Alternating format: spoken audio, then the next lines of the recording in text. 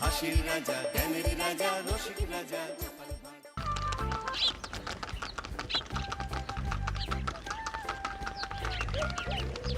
অনেক দিন পর বেশ লাগছে বন ভ্রমণ। মাঝে মাঝে কাজের ফাঁকে এইসব জায়গায় এলে মন খুব ভালো লাগে। শুদ্ধ বাতাস, মাটির সোনা গন্ধ, পাখির কলতান, আহা।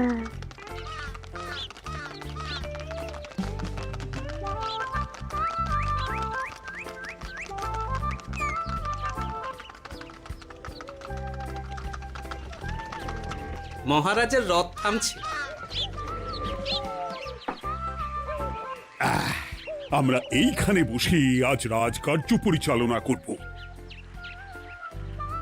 মন্ত্রী, তুমি ঝটপট এখানে বসার বন্দোবস্ত করে দাও। আমি এক্ষুনি ব্যবস্থা করে দিচ্ছি মহারাজ। এই এখানেই আমাদের বসার জন্য ছাউনি করে দাও। এক্ষুনি করে দিচ্ছি মন্ত্রী মশাই। এরা বসার জায়গাটা করে দিক, ততক্ষণ আমরা একটু হেঁটে আসি।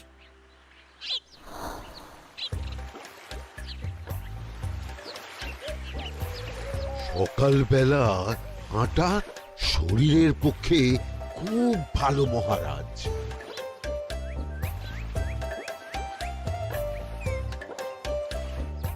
আগেকার দিনে রাজা মহারাজরা এই সব বনে মৃগয়া করতে আসতেন। মৃগয়া একদম ভালো নয় মন্ত্রী। তুমি জঙ্গলে আসছো অন্য প্রাণীদের মারতে। কেন মারবে? ওরা তো তোমার কোনো ক্ষতি করেনি। না, তা করেনি, কিন্তু তখন ওটা রাজা মহারাজাদের খেলা ছিল। শুনেছি আপনার প্রপিতামহ খুব ভালো বাঘ শিকার করতেন, অনেক বাঘ মেরেছেন। মন্ত্রী, তুমি একটা কথা হয়তো জানো না। আমার প্রপিতামহ শিকার করতেন, কিন্তু কোনো স্বাভাবিক জানোয়ারকে নয়, যে বাঘ মানুষ খেকো হয়ে প্রজাদের ক্ষতি করত। আমার প্রপিতামহ সেই সমস্ত বাঘদেরই মারতেন। এছাড়া উনি বন্য প্রাণী সংরক্ষণ করতে বড়ই ভালোবাসতেন।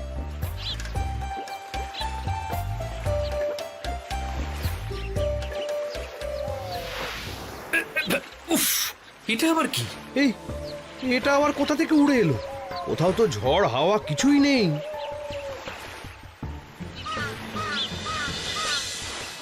একটা ধাঁধা মহারাজ, এই কাগজে লেখা। ধাঁধা? পড়ো দেখি।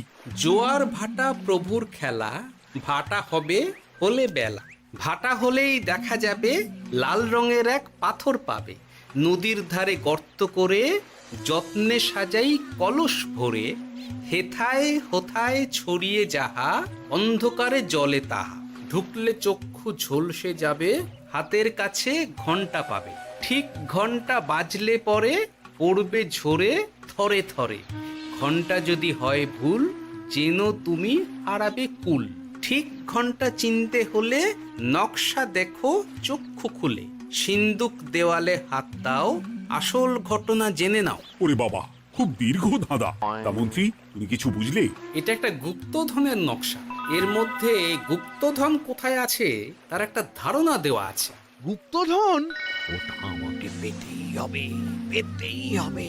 দেখি দেখি একবার কাগজটা দাও। গোপাল, কাগজটা আগে আমার হাতে দাও, দেখি ভালো করে।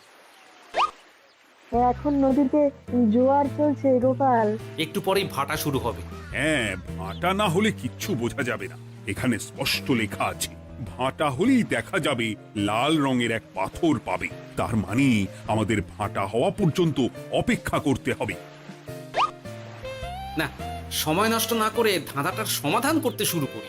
ভাটা হলে একটা লাল রঙের পাথর দেখা যাবে, এই পর্যন্ত পরিষ্কার আছে।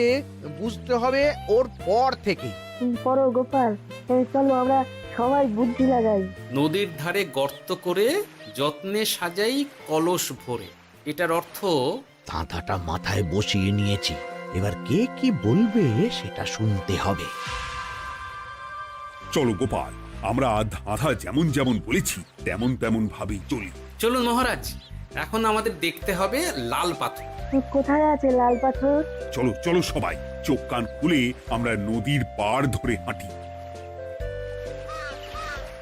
আমি একটু তফাতে হাঁটি। গুপ্তধন আমাকে একা পেতে হবে। ভাটা হলেই দেখা যাবে লাল রঙের এক পাথর পাবে। আমাকে চোখ কান খোলা রাখতে হবে। লাল পাথর, নদীর চড়ায় লাল পাথর দেখতে হবে, লাল পাথর, লাল পাথর। ওটা কি? তো এই তো লাল পাথর, লাল পাথর। ওরা অনেকটা এগিয়ে গেছে, ওদের আমার দিকে নজর নেই। এই সুযোগ, এই সুযোগ, একা একা গুপ্তধন নিয়ে পালাবো।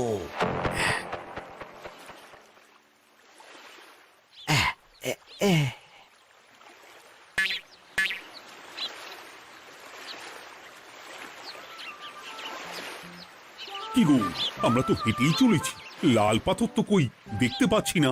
আরেকটু হাঁটতে হবে মহারাজ, গুপ্তধন বলে কথা, ওকে আর সহজে ধরা দেয়? সেটা অবশ্য সঠিক কথা। আচ্ছা, আমরা সবাই তো আসছি হেঁটে হেঁটে, মন্ত্রী মশাই গেলেন কোথায়? ও কি যে ঘটে!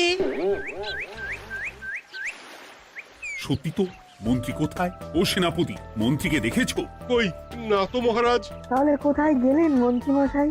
এই জঙ্গলে বাঘ ভাল্লুক আছে, শেষে কিনা বাঘে নিল। হায় হায় হায়, মন্ত্রী গিন্নির কাছে আমি কি মুখ দেখাবো? হুম, বাঘ ভাল্লুকের পেটে যাবার লোক তো মন্ত্রী মশাই নন। ও গোপাল, কি ভাবছো? কিছু তো একটা বলো। এখন আমাদের মন্ত্রী মশাইকেই খুঁজতে হবে। তবে মন্ত্রী মশাই বাঘ ভাল্লুকের পেটে যায়নি। তুমি নিশ্চিত হচ্ছ কি করে? অত পেঁচালো মানুষকে বাঘ ভাল্লুক গন্ধ শুকেই ছেড়ে দেবে, হজম করতে পারবে না।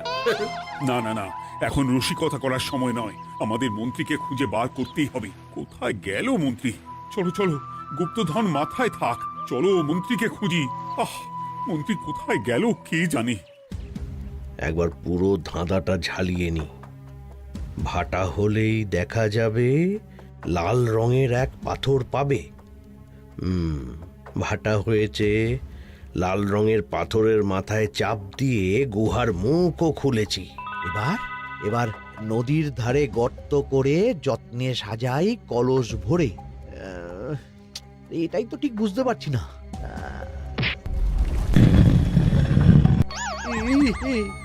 এই রে, এবার কি হবে? হ্যাঁ মহারাজ, কোথাও একটা আওয়াজ হলো। এই, আওয়াজটা কোন দিক থেকে হলো? চলুন সামনে এগিয়ে যাই, আমার মনে হয় আওয়াজটা সামনের দিক থেকে এলো। আমারও তাই মনে হলো। তবে কি মন্ত্রী মশাই লাল পাথরের হদিশ পেয়ে গেছেন? আমাদের চোখে পড়লো না, অথচ মন্ত্রী মশাইয়ের চোখে পড়ে গেল। আসলে আমরা কথা বলতে বলতে গেছি, তাই নজরে পড়েনি। মন্ত্রী মশাই একা একা আমাদের পেছন পেছন আসছিলেন। উনি ইচ্ছে করেই আমাদের পেছনে পেছনে আসছিলেন। নিজে একা গুপ্তধন নিয়ে যেতে চেয়েছিলেন, এখন কোথায় আছেন কে জানে।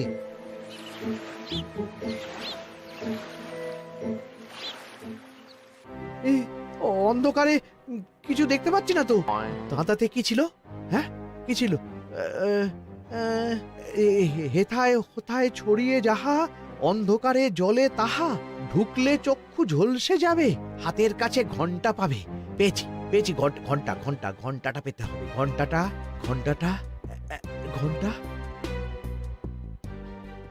ভাটা হলেই দেখা যাবে লাল রঙের এক পাথর পাবে, নদীর ধারে গর্ত করে যত্নে সাজাই কলস ভরে, হেথায় হোথায় ছড়িয়ে যাহা, অন্ধকারে জলে তাহা, ঢুকলে চক্ষু ঝলসে যাবে, হাতের কাছে ঘন্টা পাবে।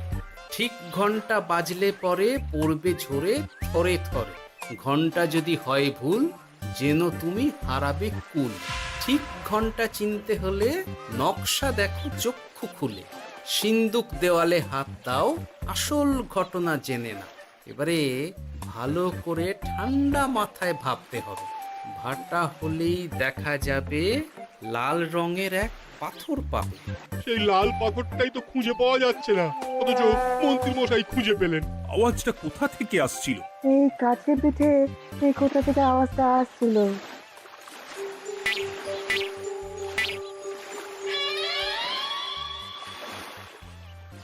এই তো, এটাই মনে হয় সেই লাল পাথর। একটু নাড়িয়ে চাড়িয়ে দেখি তো কিছু হয় কিনা।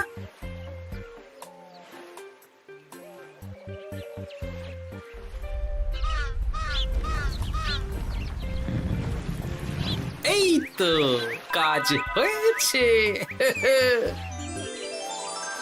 এই তো সুড়ঙ্গ। আপনারা নিচে নামুন, আপনারা কি দেখছেন সেটা বলবেন মহারাজ।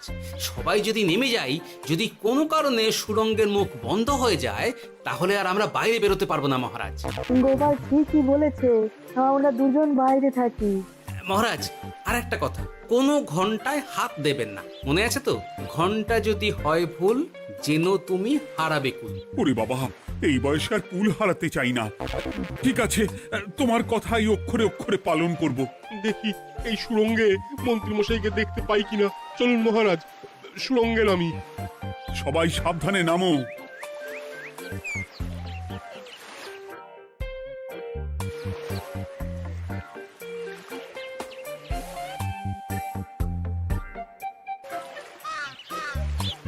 মহারাজ, ওখানে কি কি দেখতে পাচ্ছেন?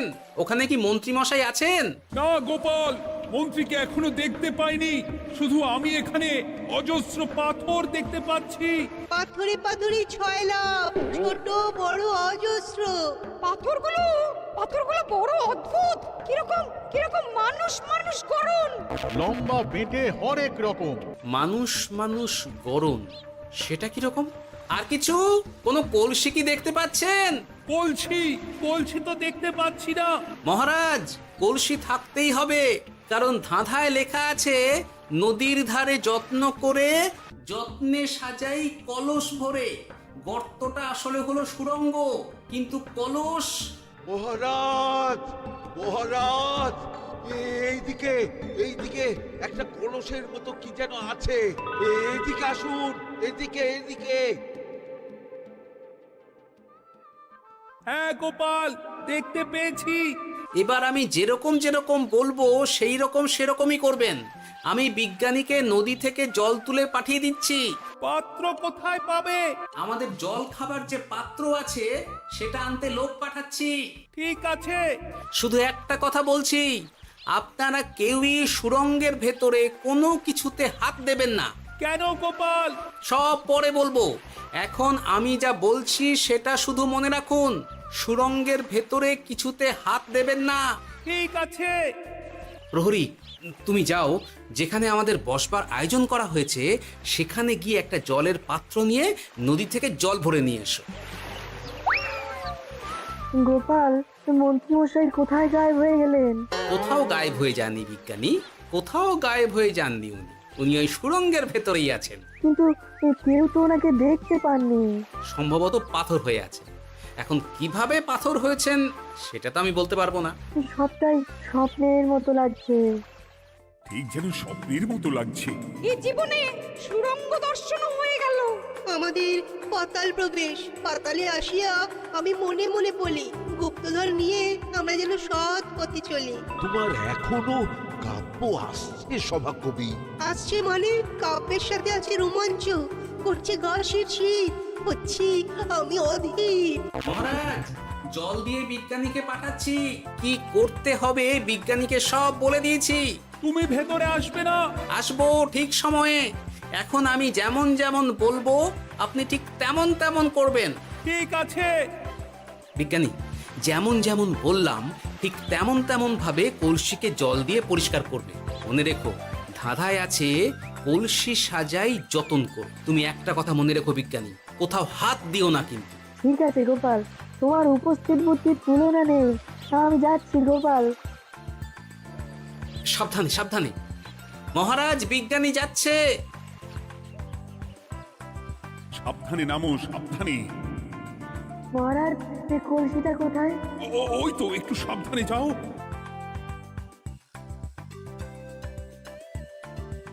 বিজ্ঞানী, কলসির দেখা পেয়েছো? পেয়েছি পেয়েছি পেয়েছি। এবারে কলসিটাকে ভালো করে জল দিয়ে ধুয়ে দাও। কলসির আলোয় সুড়ঙ্গ আলোকিত গোপাল। এরপর কি? ভালো করে দেখুন মহারাজ, কোথাও ঘন্টা দেখতে পাচ্ছেন কিনা। ঘন্টা? একটা তো নয়, সার সার ঘন্টা, অনেকগুলো ঘন্টা। সাবধান, ঘন্টায় হাত দেবেন না, শুধু দেখুন।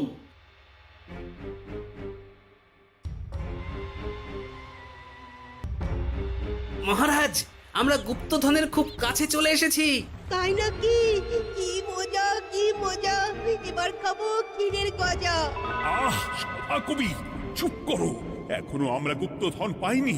বাবার মুখে দাঁড়িয়ে সবগুলো তারা আঁকা। বিজ্ঞানী, কোনো ঘন্টায় চাঁদের নকশা করা আছে কি? একটু দেখে বলো না।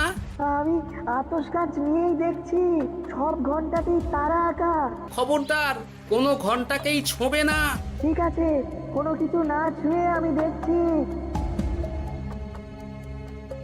পেয়েছি গোপাল, চাঁদ আঁকার ঘন্টা পেয়েছি। ওই ঘন্টাটা বাজাও, বাজাও।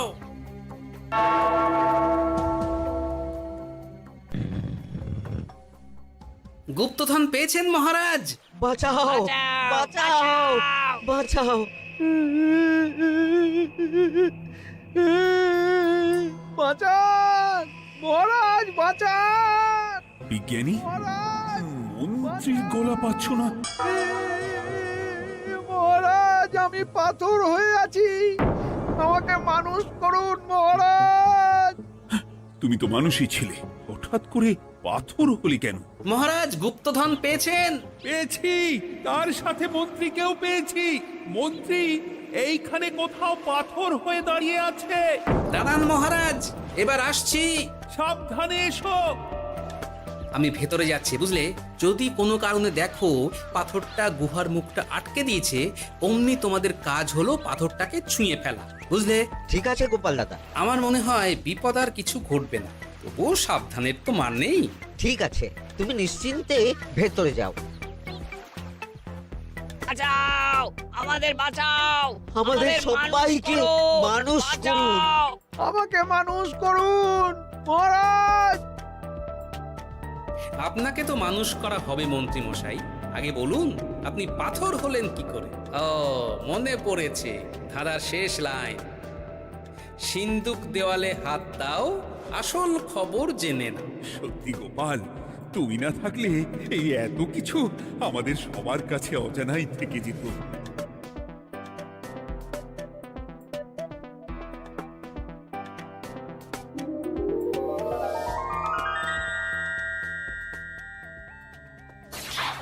ধন্যবাদ আমাকে মুক্ত করার জন্য। আপনি কে? আমি যক্ষ। আমাকে এই ধন সম্পত্তি পাহারা দেওয়ার জন্য এক ডাকাত দলের সর্দার যক্ষ করে রেখেছিল। আমি 100 বছর ধরে এইখানে যক্ষ হয়ে আছি। আমি তোমার জন্য মুক্ত হলাম গোপাল। এই সম্পত্তি তোমার গোপাল। সম্পত্তি নিয়ে আমি কি করব? আমি এই সব সম্পত্তি মহারাজকে দান করলাম, রাজ্যের অনেক কাজ হবে এতে। তুমি ধন্য গোপাল, তুমি ধন্য। এবার আমার যাবার সময় এসেছে, আমাকে যেতে হবে। যাবার আগে এই পাথরগুলোকে মানুষ করে যান। এরা সব লোভী। আমি আমার সীমিত ক্ষমতায় এই গুপ্তধনের ধাঁধাকে এখানে যারাই ভ্রমণ করতে আসে তাদের হাতে তুলে দিই, কিন্তু কেউ এই ধাঁধার সমাধান করতে পারে না। সবার মনে লোভ কাজ করে, এই লোভ এদেরকে পাথর করে রেখেছে। পাথর হলো কি করে? একটা মানুষ এসে বুক ভরা লোভ নিয়ে আধা পুরো না জেনে পাথরে হাত দিলেই সে পাথর হয়ে যাবে। আমাদের আমাদের আমাদের ভুল ভুল হয়েছে। আর লোভ আর করবো লোভ না। করবো না। আমাদের বাঁচাও। আমাকে মুক্ত করে দিন, আমার খুব ভুল হয়েছে মহারাজ, মুক্ত করে দিন আমায়। তুমি এখানে আগে এসেছিলে, তাই তো আগে এসে ভাবলে নিজেই একা একা গুপ্তধনকে হরপ করে দেবে। এদিকে তোমাকে না দেখতে পেয়ে আমাদের কত চিন্তা হচ্ছিল। যারা লোভী তারা কারো কথা ভাবে না, শুধু নিজের কথা ভাবে। আমাকে আর একটা সুযোগ দিন, আমি আর লোভ করব না মহারাজ। ও, তোমার কথার কোনো দামই নেই। না মহারাজ, আমাকে আর একটা সুযোগ দিয়ে দেখুন, আমি আর লোভ করব না। আমাকে মানুষ করুন মহারাজ। আমাদের সবাইকে আমাদের মানুষ সবাইকে করুন। মানুষ করুন। দয়া দয়া করে করুন, দয়া মানুষ করুন। যক্ষরাজ, এদের আপনি ক্ষমা করে দিন। ঠিক আছে, তোমাদের আবার মানুষ করে দিচ্ছি।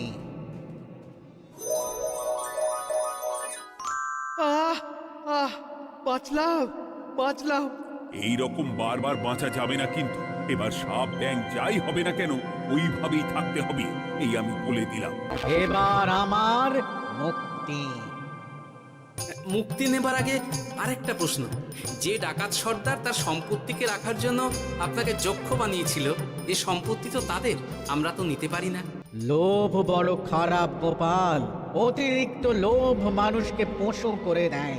ওই ডাকাত দল এই সম্পত্তির জন্যে সবাই কাটাকাটি করে মরে গেছে, কেউ আর বেঁচে নেই।